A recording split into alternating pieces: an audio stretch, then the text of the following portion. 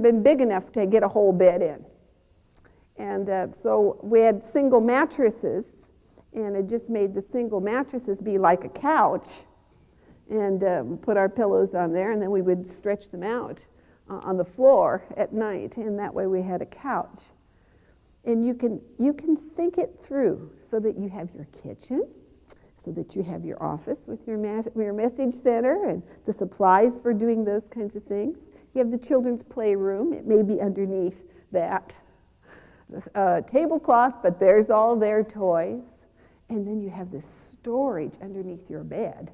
It has just about everything in it. And if you have it high enough, then you can be able to look under there and keep your categories straight.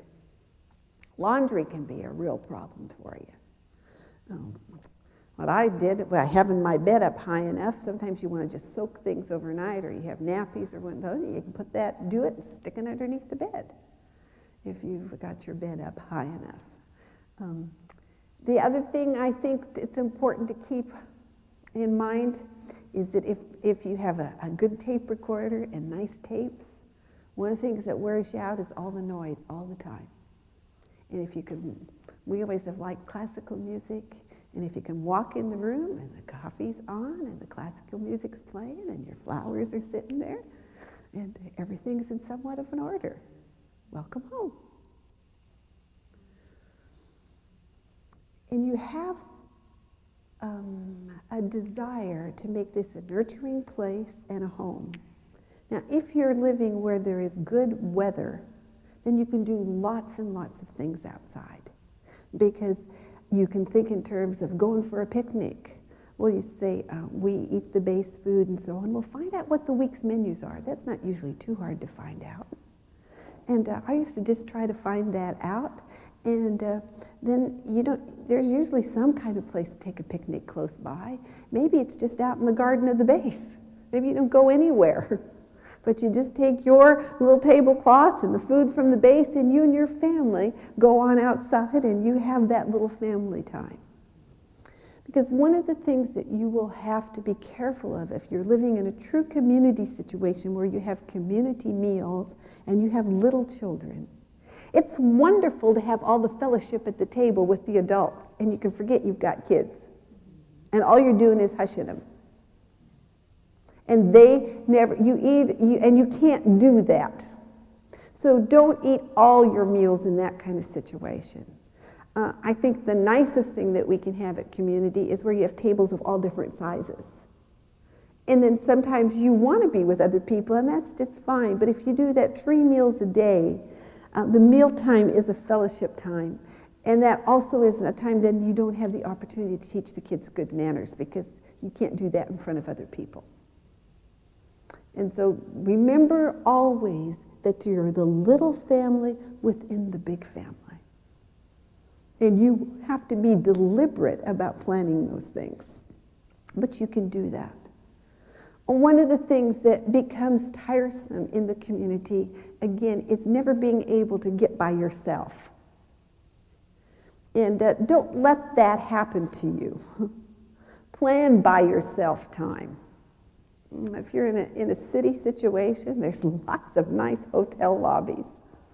Go in and order a cup of coffee and read the Time magazine. Take a walk by yourself. You husbands and wives can help each other in that, and you just know that you need a little bit of alone time, and don't wait till you're desperate for it. That's the thing I've learned about living in community. And friends, I need to tell you, I have lived in the center of the community. Until our children were 17 and 19. I mean, in the middle of community. And so I really do know what I'm talking about as far as the fact that you have to work on pacing yourself and being good to yourself in this situation. And nobody else is going to look out for that, but you have a responsibility to do that, so you won't get worn out in doing well.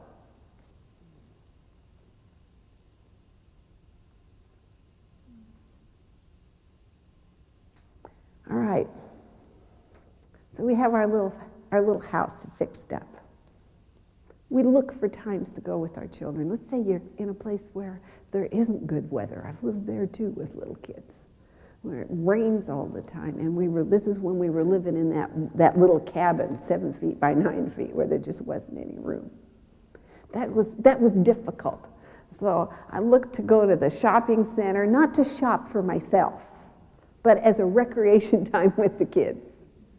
And because we would be out of the rain and the mud. And you try to think in terms of where you can take the children. Just even getting on the bus and going for a bus ride and going for an ice cream with the children, that becomes an adventure. You're going on the bus, you're doing this, but you're taking them out of that small environment and giving them a place to breathe. And you have a responsibility to do that. And again, if you are in a community situation where there are lots of you as young moms, let me encourage you to be good to each other. Take each other's children. Give one another a break. I think that's been one of the real pluses that I have had. And as I mentioned earlier, that's part of why I'm so close to so many of these children. I've taken a lot of care of them. But I always felt like if I was going to take care of my kids and somebody else's kids, I wasn't going to try to do something else. I might as well just accept the fact this is going to be kid time. So I'd play with the kids, plan an adventure with them, read to them, do things with them. Because that's what I was doing. I was giving my friend time off, but I wanted to make it a good time for her children too. And her kids like to come be with me. And my kids like to be with them because they plan things. Prayer times and all, I learned to go out walking, stick the kids in the stroller and walk and pray. Also because I always had quite a few ministry responsibilities. I've always done quite a bit of counseling and all. I would, if I'd say to somebody, hey, is this the kind of thing we could talk about and walk? Would it bother you if we walked and I pushed the stroller and we talked then? And lots of times it didn't. Sometimes, yes, it would not have been appropriate. But you're looking for ways to keep your children involved. We do lots and lots of meetings, public meetings, private meetings. When you're living in a community, there's times of worship maybe in the morning, special meetings in the evening. I always wanted to keep my kids with me.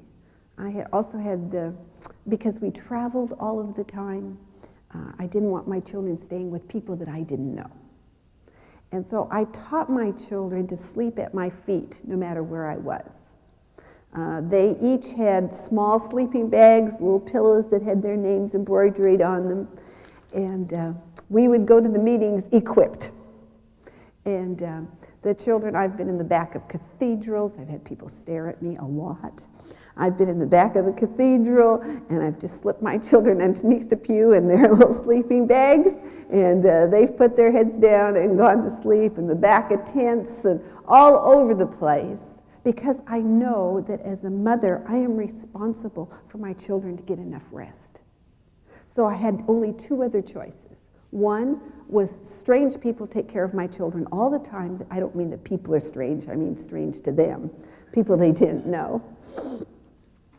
Or stay home myself. And for me, neither one of those were an option. And so I taught the children to put their heads down at an appropriate time. I would bring special little toys for them that they had for meetings. As they got a little bit older, and maybe I was up speaking, I would have had my children over here in the corner, and they would be sitting on their sleeping bags if I was running a meeting. And I had a little timer that would click with when the time came. It was 8 o'clock, that was their bedtime, so no matter where we were, 8 o'clock was the bedtime. And the clicker would go off, and they'd put their toys away, and they'd put their heads down and go to sleep. Well, that doesn't happen by just commanding it to happen. You practice lots. You can practice at home. You help the child know how to do this. Now, not every child can go to sleep with all that kind of stimulus around. My personal conviction is that almost all could. It's a matter of training, and if you never have known any other way to sleep at night, you'd learn. Remember, most of the world lives in very crowded conditions, friends. Most of the world lives in very crowded conditions. Most of the world doesn't have separate bedrooms. And so we have a mentality that this is the only way or the right way to live. But if you will train your children, then they will be able to go with you and be a part of what you do. The children always had backpacks, and they were able to take any amount of toys with them that they could put in their backpack. We tried to keep a good supply of things to keep them entertained. One of the things I used a lot of on long trips, and we took lots of long trips, were tapes with earphones for them to have stories. If you're away from your family, one of the wonderful things that Grandma could do is read books to them on tape and tell them stories on tape. Hi, this is Grandma. Let's get out your Black Beauty book. I'm going to read to you now. And they'll turn the pages.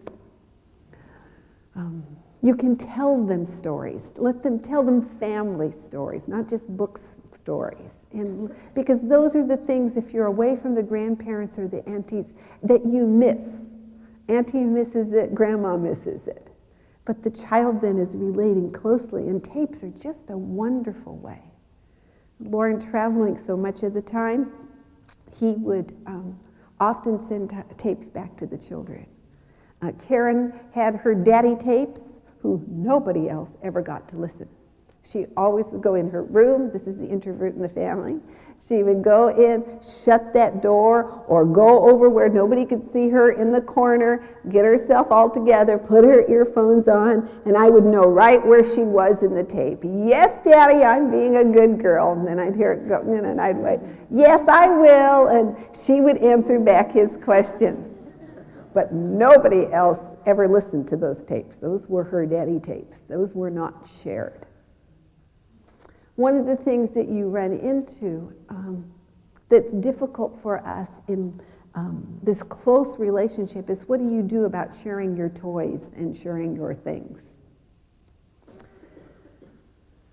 I will not, this is just my personal opinion. This might not work for you, all right? I made a decision real early in living in community that the things that I had really belonged to the Lord, and I was just a steward of them. And so if somebody else needed it, it was okay with me for them to use it. They won't always take care of things as well as I will, but that was my own personal philosophy. You do not have to share everything you have, friends. You're not, there is no rule to say you must. I just have to say for myself, I never found I could outgive the Lord. We have left people to use our home with everything there, and I've always allowed people to use things. I've had a lot of nice things given to me. It's been my joy when young people are getting married to let them use silver and china and all.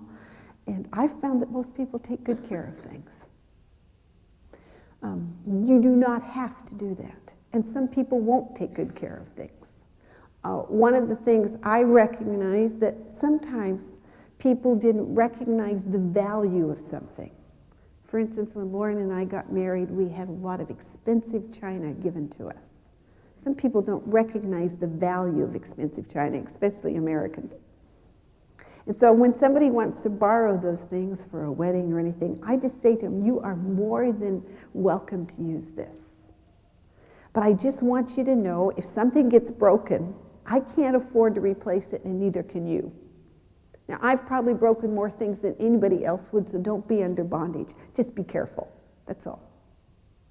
Accidents will happen, and I understand that. But I just want you to know that about it. Or if you ask somebody, use something, then explain to them what the use of that is.